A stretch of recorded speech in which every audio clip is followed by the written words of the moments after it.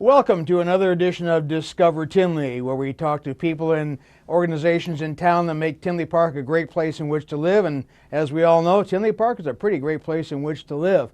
My name is Ron Centanni. I'll be your host today, and as usual, the program is brought to you through the volunteer services of the Community Resources Commission, along with our high school, college, and adult volunteers. We're all a bunch of volunteers putting on this show every month for you. So hopefully you're enjoying it. It's hard to believe that November is coming up all of a sudden. Winter, I don't want to even say the word winter, but I just want to say hopefully in the first week in November, we're going to be celebrating a World Series championship in Tinley Park in Chicago, so I thought I'd wear the appropriate tie. So hopefully that comes true. Hopefully we'll have a good time in this winter time. One thing I forgot to mention in the last show, one of our former trustees, Matt Heffernan, passed away, and we want to send our condolences to the family of the Heffernan family for his service. He was a trustee for many years and also a volunteer in town. So our condolences to former trustee Matt Heffernan family there. We have a special show tonight, very special guests. I got our first guest is somebody I've been trying to get on for quite a while, and he became available all of a sudden, and we wanted to welcome somebody who is a veteran, especially a veteran of the World War II era. As we know, November is kind of celebrating of the Veterans Day and Veterans Month, and I've been wanting to get a World War II veteran, and all of a sudden I found a tremendous gentleman who is a World War II veteran and a Korean War veteran, Bill Kostecki. Welcome to the Discover Tinley. Thank you. And also a former colleague. We used to teach together. That's right. Wow. So it's very interesting to be here. I'll tell you, it's never been on a television show before, and it's a little exciting. A little exciting. But now, I'd say you grew up. You lived in Tinley Park. How long have you lived in Tinley Park? about 62 years. Oh, my. 62 years, something like that. But I grew up in Chicago. Okay. Well, yeah. Where'd you grow up? What part of Chicago did you grow up in? I was on the near South Side. Okay. Born there, born and raised in Chicago, and lived there until I was 25. Okay. And then got married, and things started to happen. That's when we came out to Tinley. Oh, wow. But, and you've enjoyed living in Tinley Park? Oh, God, Tinley Park is a super town. I would never leave this place. I love it. Wow. They're going to have to carry me out. It probably won't be too long, but that's No. Yeah, you're still young. Come on now. Now, World War II era. When and where and why did you get involved with that era? Now, when did that start? World War II was. I know people have called it the popular war. I know no war is popular, but we were attacked. There was a time when America was really in bad shape, and the whole world was. And when we were attacked by Japan, that just awoke that giant. Everybody just had to get involved.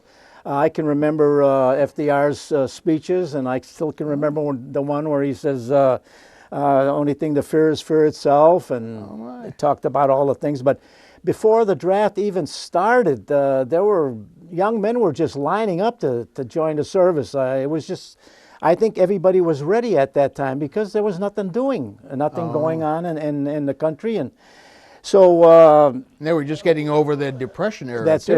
It wasn't even over at that time. I mean, I think the war is what stopped it, really. Roosevelt tried to get some programs going with the CCCs and WPA, but the war started everything, and that just activated everyone. And in a matter of weeks, our country just turned around. Most of the young men that you saw hanging around the neighborhood were gone. They were all in the military already. And then when the draft came in, they start drafting the people that were of age and eligible. And even in high school, the government, the military was involved really in a big way. The Navy, the Air Corps, it was the Air Corps at the time, and the Marines and Army, they were all in there trying to recruit people and did their stuff. So most of us were exposed to some form of military excitement, really, you could call it. So I joined the Navy while I was still in high school, and I was still too young. My mom had a sign for me, but they said, when you finish your high school degree, and then you can go to the Navy. And that's what I did. as soon as I graduated, I was home about a week, and I went right to Great Lakes boot camp. And And your mom didn't have a big problem with you signing up then, or your well, and you she have didn't have brothers. much choice. I had three brothers that left before me. They were all older than me. I was the baby in the family. I come from a family of 11. Oh my! And my oldest brother was one of the first to go. And he went to the Army. Okay. The next brother was in the Marines, and the next brother was in the Navy. And all served in real combat positions. My older brother, of course, was captured in North Africa, and he spent 27 months in a German prison camp. My other brother that was in the Marines, he fought in China against the Japanese until his last thing when he was in Okinawa, and that was probably his roughest. My next brother, who was 4 years older than me, he was in the Navy. He was aboard 2 ships that were torpedoed. Oh my! So they got to see quite a bit of action, and naturally, being the younger brother, what else is there to do but to join them? No. But they all made sure that I finished high school, and that's how I went to Great Lakes, took my training there, had my 18th birthday in boot camp, and it was, I think that's when I started shaving too. So it was kind of a celebration of some sort. After boot camp, they give you all kinds of different tests to see what you're qualified for, and there were several things that I qualified for. One was gunnery school, one was signal school, and one was corps school. And I naturally, being young and wanting to get in the fight, I signed up for the gunnery school, but it was filled. Oh. And probably fortunate for me, because I went into the corps school and they told me that the school was in San Diego. Well, I couldn't believe that I would be going to California. In Chicago, I never left more than a mile or 2 miles from where I lived. I know it. Nobody did any traveling, so when I knew I was going to California, I was kind of happy about that. But yeah, I spent 8 weeks in California, in San Diego, in corps school. Graduated from corps school and was shipped out to Norfolk, Virginia. So I went from one coast to the other and stationed at the main hospital in Norfolk. Worked on a pre-post-operative ward at that time, where I was getting most of my actually hands-on training. And what they would do in that ward is we had like a 24-bed ward. It was huge. And we would do all the chores that the nurse wanted us to do, and that covered just about everything: shots, bed baths, medication, and a couple of times we were on private watch, and those were some tough ones, because one of the kids broke his neck and while he was swimming, and he was paralyzed, so that was a thing. But another one was he actually passed away from an appendicitis operation, so I had to prepare him, and that was, for a young man, that was pretty traumatic for me. Were they some of these patients, were they people that came back from the war? Were they? At that hospital, they had everything. They had, that was the hospital that actually brought most of the really bad patients from the Europe side. When in San Diego, where I went to corps school, there was a big hospital there, and they came mostly from the Pacific. But they were very, very good hospitals, and they did the job that they were supposed to do. And the one in San Diego was exciting, because I was able to go to see 2 surgeries a week, and it covered almost every type of surgery you could imagine. So that was quite an experience. But anyhow, when I was in Norfolk at that hospital, my brother was released from German prison camp, and they were shipped into Norfolk. And I tried to get a pass to go to see him, and I did get the pass, but I was unable to get onto the Army base, and because they said they were processing this group, and they were going to send them back to their homes, which they deserved to do after being in prison for so long. So I didn't know what to do, and I told the chief, I said, I missed my brother, and he said, well, we've got a 4-man draft going to Chicago. He said, it's going to be a temporary thing. He says, but we'll send you there. You can see your brother, and then we'll get you back. And that's what happened. So I was stationed at vocational high school for about a week or 2. Saw my brother, and then I came back, and they sent me to Jacksonville, Florida, where I was supposed to pick up a ship, and that fell through.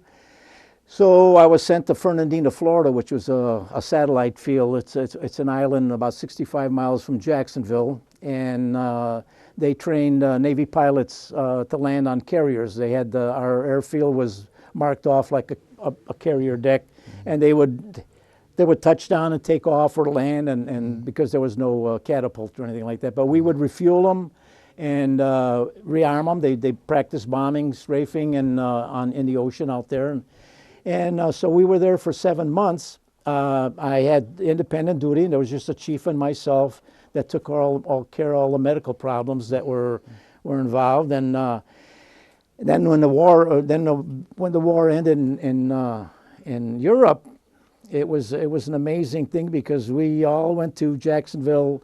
I went there as a serviceman with the ambulance because they were figuring there was going to be all kinds of activities, but it was nothing but a big celebration. It was better than any New Year's party I ever went to.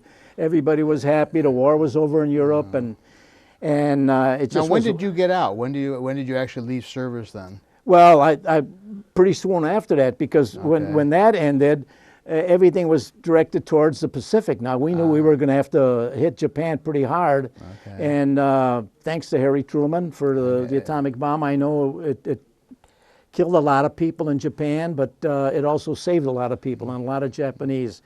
And so I was shipped out of where I was there, and I was shipped to Memphis, Tennessee, and that's where they started, when the war ended in Japan, like you say, thank God, they start discharging all the people with the most points. Okay, so, and then you went to, when you came home, you went to college then, right? Yes, when I came home, I signed up in college, and I started Northern, and and after that, it was just a matter of going to school. And of course, at that time, we were all young. All the guys that were going to school, most of them were servicemen, and we decided we wanted to do something exciting, so we signed up with the Air Force. So you signed up again for the military and the Air Force? Yeah, we signed up again for the Air Force, and we signed up with the 437 Troop Carrier Wing. It was based at O'Hare Field. That was before O'Hare's was the field that it is now. It was small then, and the whole west end of it was wide open. We used to hunt out there for pheasant and rabbit.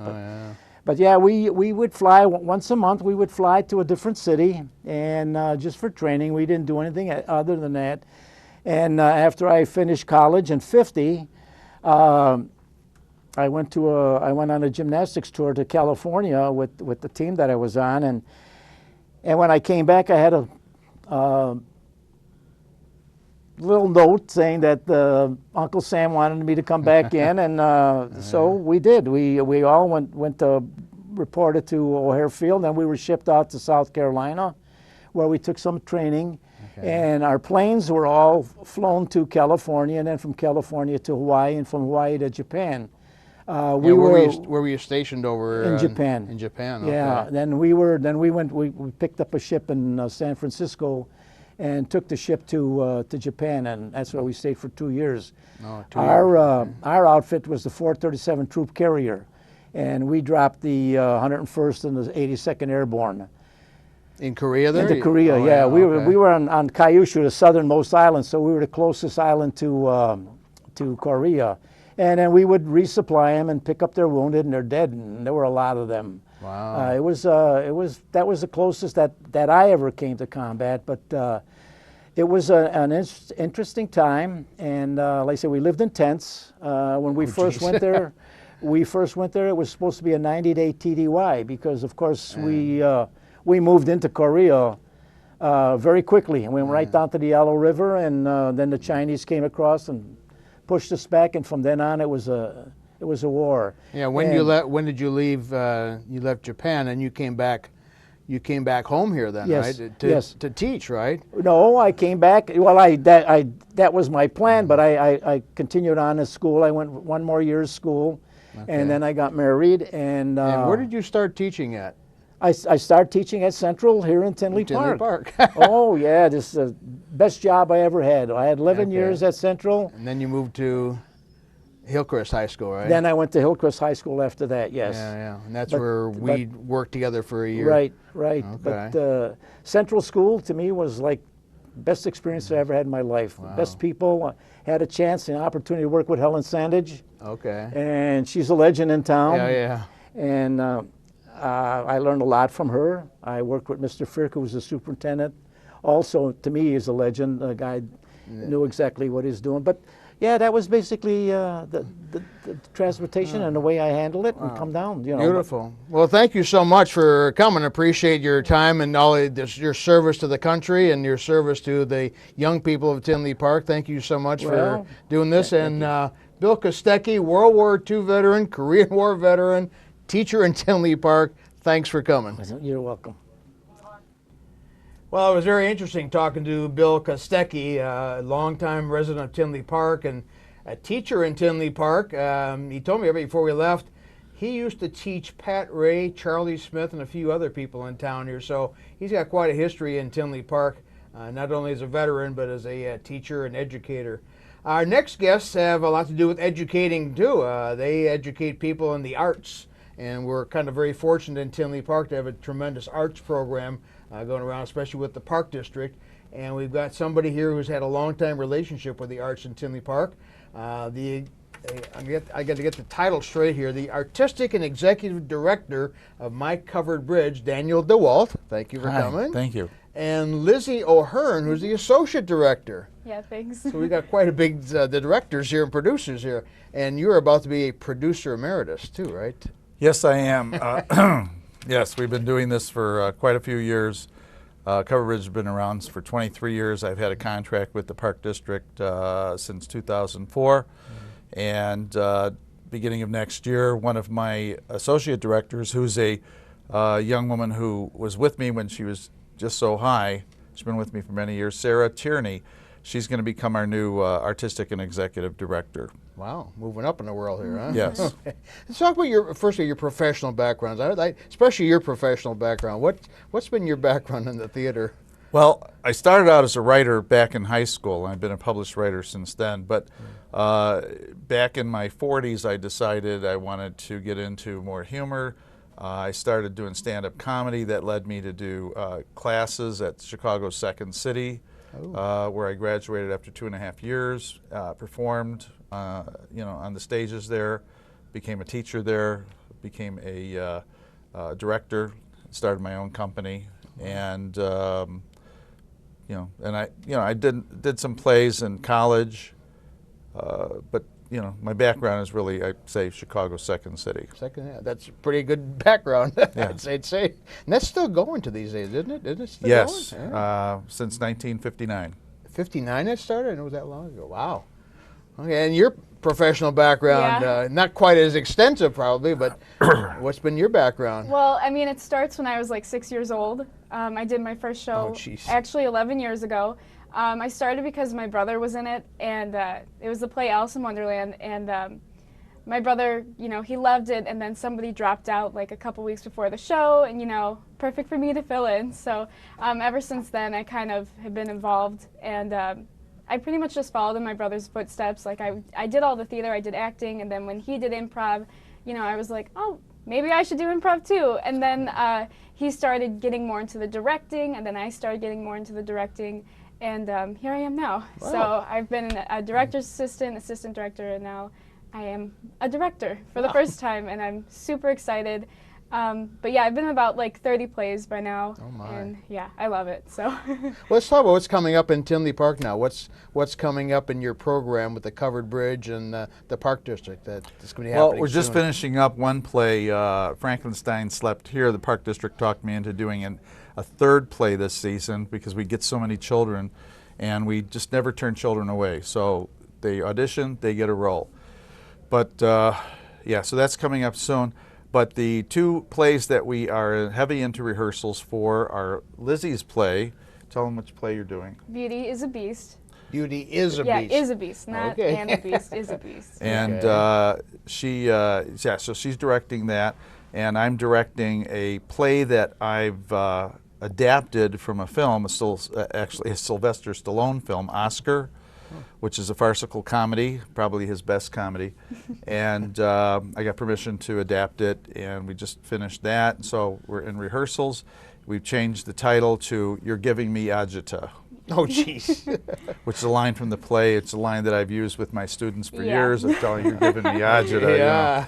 Anyway, so we're doing that. Our shows go up in Tinley Park at the Tinley Park Performing Arts Center I mentioned where is that located at? Tinley Park, it's part of the Park District, Tinley Park District. It's the Tinley Park Performing Arts Center, 16801 South 80th Avenue at McCarthy Park. And the plays go up on Friday, Saturday, Sunday, December 16, 17, and 18. And you can contact the Park District for tickets and additional information. Can I give the number? Please. 342-4200. Just call them and they'll get you all set up. Now, what plays are being done at this time now? Those plays you just mentioned? Yes. Okay. Those plays. Those 2 plays will be up in mid-December. And talk about the extent of your program. What you have all different ages. What age groups do you serve, and what programs do you have for these different age groups? Well, we start with children that are about 6 with a program called Acting, Improv, and Fun for Younger Children. But by the time they're 10, they can get into any of our other acting classes, including our conservatory class, which is our 5-level comedy and drama improv program. It takes a little over a year to finish. Kids who finish that become members of our Kids on the Bridge comedy improv troupe. Lizzie's a member. And we do a lot of shows in Tinley Park and around the state, sometimes going out of state. We did a show not too long ago for the children at St. Jude down in Memphis. Oh, my. Yeah. And so the improv program and most of the acting classes are for children 10 through 18 and adults. We also do adults. I have a professional adult improv troupe called Graffiti on the Fourth Wall.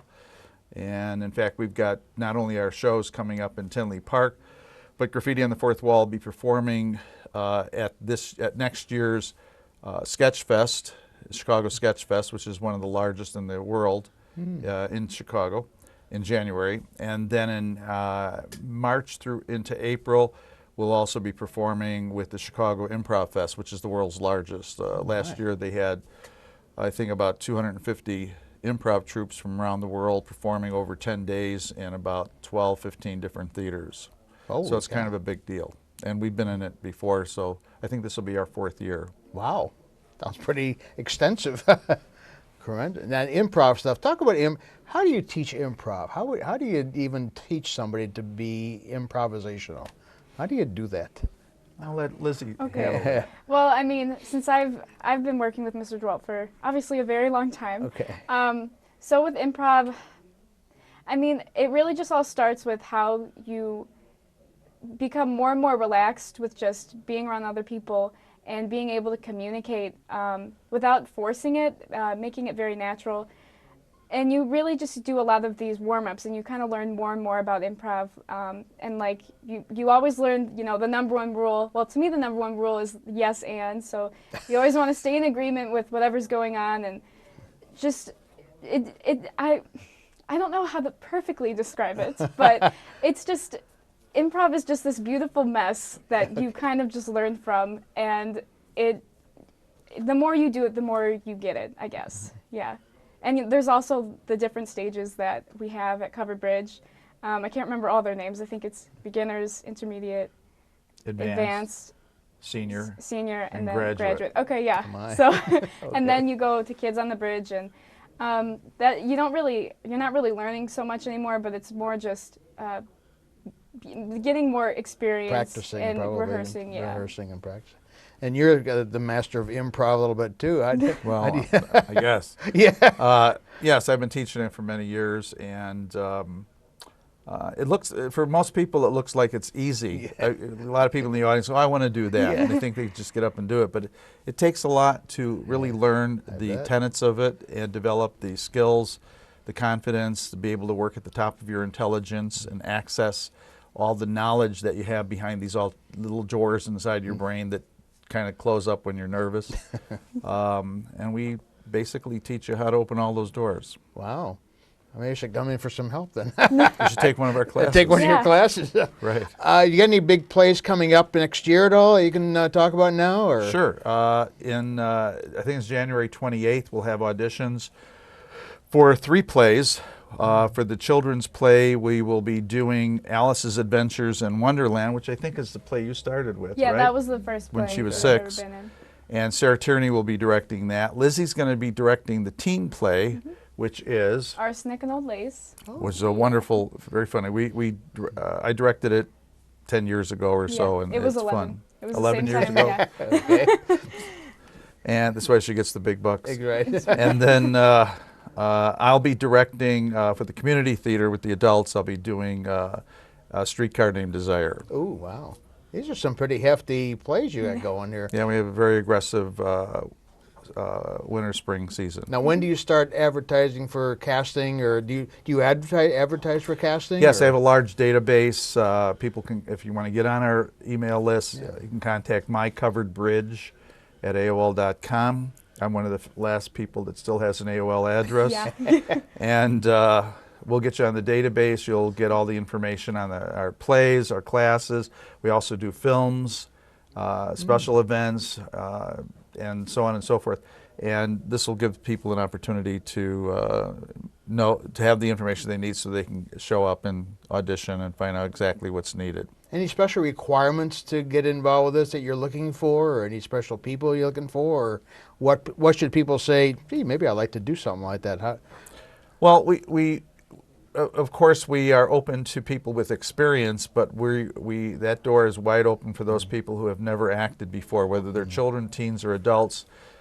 They certainly can come with the skills that they don't have. They'll get them with us.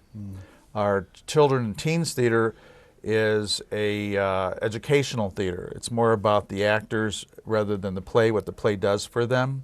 When we get into community theater and professional theater, it's more about what the actors can do for the play. But even with the community theater, we'll take people that have had no experience and give them that experience, give them what they need so that they can perform with us as well as anywhere else that they want to go. Any particular age ranges you're looking for, or what's your age range? Well, with the children's play, the age range is usually about 6, 7. Yeah, like although 6 or 7. we've been till about 12. We've been known to take children even younger. Oh my goodness. And from about 13 to 18 for the teens, and adults for 18 and up. Wow. So we take, doesn't matter how old you are, pretty much. Even my age, huh? Even your age. Oh my. Even my age. Oh no. Well, it sounds like you're quite. I know I've seen an extensive program you guys have especially with the Park District. Again, how would the people contact you through the Park District? What's the best way to? Well, they can get the basic information from the Park District at 708-342-4200. They can also email me at mycoveredbridge@aol.com, and we'll make sure they get all the information that they need and answer any questions they have. If they want to meet with us beforehand, if they want to come in and see what we do a little bit, we'll do that. Well, thanks for coming to Discover Tinley. Good luck to you. The arts program in Tinley Park is alive and well, especially with My Covered Bridge. Thanks for coming. Thanks for watching this month, and we'll see you next month.